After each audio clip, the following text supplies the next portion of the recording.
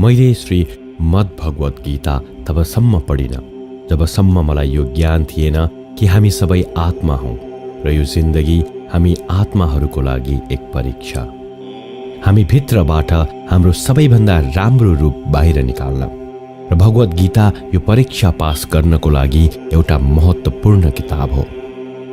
भगवत गीताको 18 अध्याय छ र यो संस्कृतमा परमात्माले दिएका थिए। समयसँगै संस्कृत भाषा दिनदिनै लोप हुँदै गयो र यो ज्ञान मानिसबाट टाढा हुँदै गयो। बेला बेलामा भगवत गीतालाई साधारण भाषामा अनुवाद गरियो। यही कोशिशलाई अगाडि बढाउँदै अब भगवत गीताको निचोड प्रस्तुत गर्ने मेरो यो सानो प्रयास म मेरा 3 करोड दाजुभाइ तथा दिदीबहिनीहरूमा समर्पित गर्न चाहन्छु। यो ज्ञान परमात्माले भगवान कृष्णद्वारा सबैभन्दा ठूलो धर्मयुद्ध महाभारतको रणभूमि कुरुक्षेत्रमा अर्जुनलाई 5000 वर्ष अगाडि दिएका थिए। यो त्यो समय थियो जब धर्मको बारम्बार उल्लङ्घन भयो।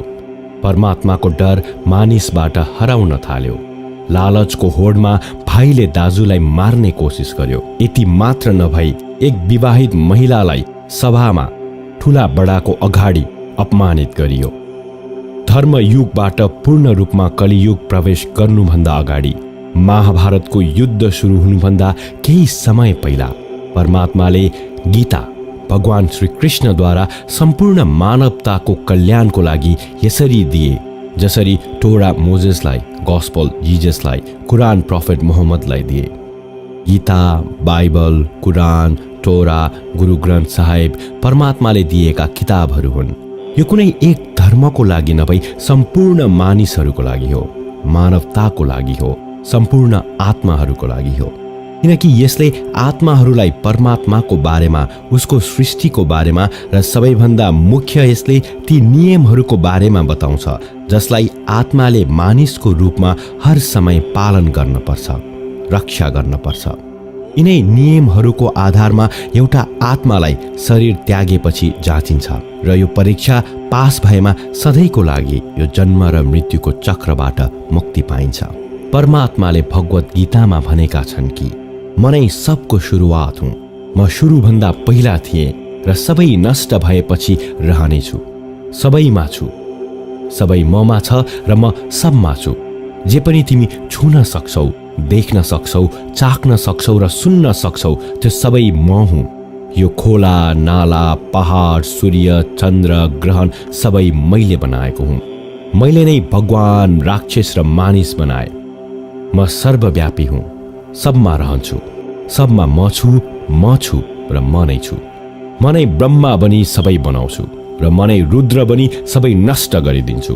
म यो सृष्टि यसरी नै बनाउँदै भत्काउँदै गरिरहन्छु ताकि आत्माहरूलाई यो मौका मिलोस् यो जन्म र मृत्युबाट एक दिन मोक्ष प्राप्त गर्न, सधैँको लागि परमात्मासँग रहन। भगवत गीताले भन्छ कि यो सबैभन्दा ठूलो परीक्षाको लागि परमात्माले प्रकृतिको निर्माण 5 तत्व हावा, आगो, पानी, पृथ्वी र आकाशबाट गरे। यसलाई हामी छोएर, देखेर, सुनेर, सुँघेर बुझ्न सक्छौं। तर परमात्मा यी 5 इन्द्रियको बुझाइ भन्दा माथि छन्। उनलाई आत्माले यी इन्द्रियबाट चिन्न सक्दैनन्। यी 5 इन्द्रियहरूको भगवानसँग त्यस्तै सम्बन्ध छ जस्तै फलामको सामान बनाउनेसँग, जसलाई आफूलाई बनाउनेको बारेमा केही थाहा छैन। अर्जुनलाई पनि परमात्माको विराट रूप हेर्न भगवान श्री कृष्णले दिव्य नेत्र दिएका थिए। भगवत गीता भन्छ कि आत्मा अजन्मी हो, यसलाई कसैले मार्न सक्दैन, कसैले जलाउन सक्दैन, डुबाउन सक्दैन, काट्न सक्दैन। तर आत्मालाई परमात्मासँग रहनको लागि यो परीक्षा रूपी जीवन जिउनै पर्छ। यो परीक्षाको लागि परमात्मासँग बिछोडिएर आत्मालाई पृथ्वीमा कुनै न कुनै रूपमा जन्मनै पर्छ। 88 करोड जुनी बाँचिसकेपछि एउटा आत्मालाई मानिसको शरीर र दिमाग प्राप्त हुन्छ।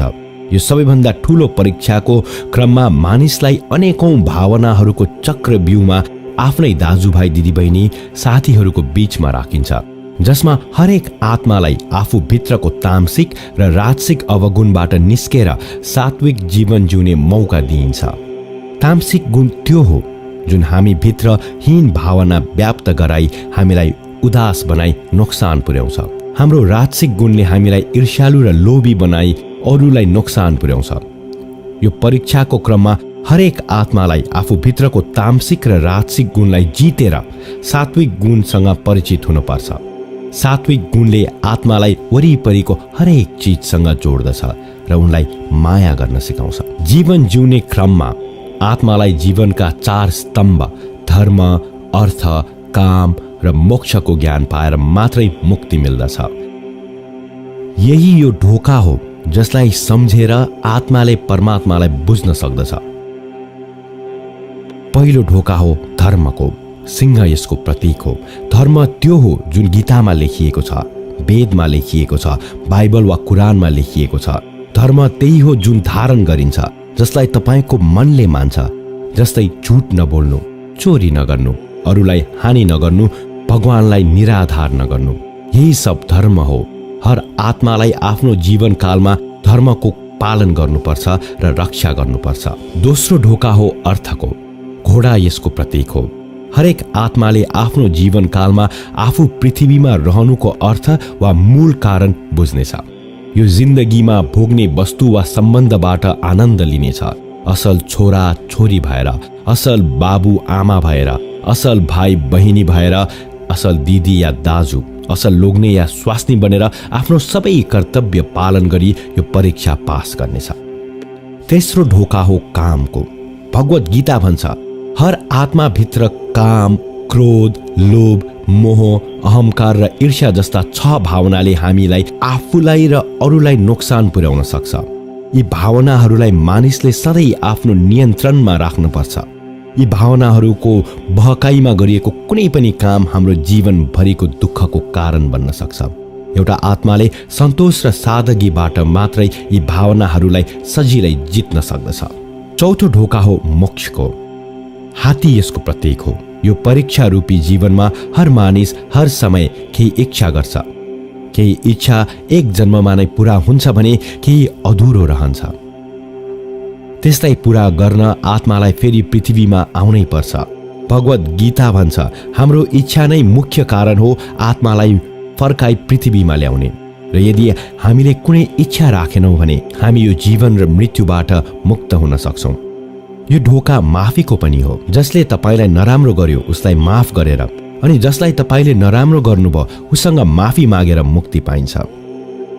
जबसम्म आत्माले यो 4 ढोका धर्म, अर्थ, काम र मोक्ष बुझ्दैन, तबसम्म आत्मालाई मोक्ष प्राप्त हुँदैन।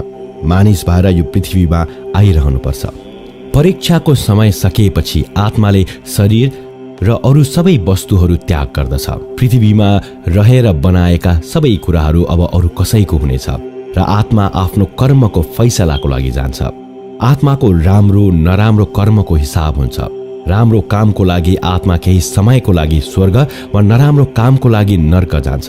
नर्कमा आत्मालाई आफ्नो पाप अनुकूल सजाय हुन्छ र सजाय सकिएपछि आत्मालाई नयाँ शरीर र नयाँ दिमाग प्राप्त हुन्छ यो परीक्षामा फेरि बस्नको लागि। हर परीक्षामा त्यो सबै फेरि दोहोऱ्याइन्छ। जिन्दगीको हर स्तम्भ धर्म, अर्थ, काम र मोक्ष बुझ्नको लागि। हर जन्ममा आत्मालाई आफ्नो कैयौं जन्महरूको कर्मको आधारमा राम्रो र नराम्रो समय गुजार्नुपर्छ। तर जबसम्म आत्मा परमात्मासँगको योगलाई बुझ्दैन तबसम्म उसले मुक्ति पाउँदैन। भगवत गीता भन्छ, मानिसले आफ्नो शरीर, दिमाग वा मनबाट भगवानलाई पाउन सक्छ। शरीरद्वारा गरिएको कामबाट भगवानलाई पाउनलाई कर्मयोग भनिन्छ। यस्तो काम जुन परमात्माको इच्छा अनुसार होस्, अरूको कल्याणको लागि होस्। वाल्मीकिले रामायण लेखेर, श्रवण कुमारले आफ्नो आमा बाबुको सेवा र उनीहरूलाई 4 धाम घुमाएर, मदर टेरेसाले आफ्नो माया र सेवाको माध्यमबाट र म्याडम क्युरीले वैज्ञानिक खोजमा आफ्नो जीवनको बलिदान दिएर आफ्नो कर्मद्वारा परमात्मा पाए। भगवत गीता भन्छ, एक आत्मा दिमागले पनि परमात्मा प्राप्त गर्न सक्दछ। यसलाई राजा योग भनिन्छ, किनकि दिमाग वा मस्तिष्क सबै इन्द्रियहरूको राजा हो। मानिस आफ्नो आस्था, श्वास प्रणाली, अभ्यास, आसन, साधना र तपस्याबाट परमात्मालाई यो योगको बाटो पाउन सक्छ। यो योगलाई बुझ्नको लागि हामीले आफू भित्रको इनर्जिज वा चक्र र कुण्डलिनीहरूको बारेमा बुझ्न पर्छ। आत्मा मस्तिष्कबाट मेडिटेसन वा ध्यान गरेर परमात्मा प्राप्त गर्न सक्छ। शङ्कराचार्य, स्वामी परमहंस, स्वामी विवेकानन्द जस्तै अरू थुप्रै योगीहरू यो योगबाट परमात्मालाई प्राप्त गरेका छन्। परमात्माले भगवत गीतामा भनेका छन् कि यदि कुनै आत्माले धर्म बुझेन, योग बुझेन भने पनि यदि ऊ मेरो शरणमा आयो भने म उसको सम्पूर्ण पाप माफ गरिदिन्छु। परमात्मालाई यसरी आफ्नो मनको गहिराईबाट पुकारेर पाउनलाई भक्ति योग भनिन्छ। चैतन्य महाप्रभु, मीराबाई र हनुमान यो योगको सबैभन्दा ठूला उदाहरणहरू हुन्। र यदि आत्माले आफू हुनुको मूल कारण बिर्सेर धर्मको उल्लङ्घन गरेर वा पापको बाटो हिँड्यो भने त्यसलाई ठिक गर्न परमात्माले यो पृथ्वीमा फेरि जन्म लिनेछन्। आउनुहोस् गीता, कुरान, बाइबल, गुरु ग्रन्थ साहेब, तोडा जस्ता कुनै यस्तो किताब पुरा पढी आफू हुनुको अर्थ सम्झौँ। यदि तपाईँलाई यो मन परे यो अरूलाई बाँड्नुहोस् ताकि सबै आत्माहरूले आफू यहाँ हुनुको मूल रूप बुझ्न सकोस्।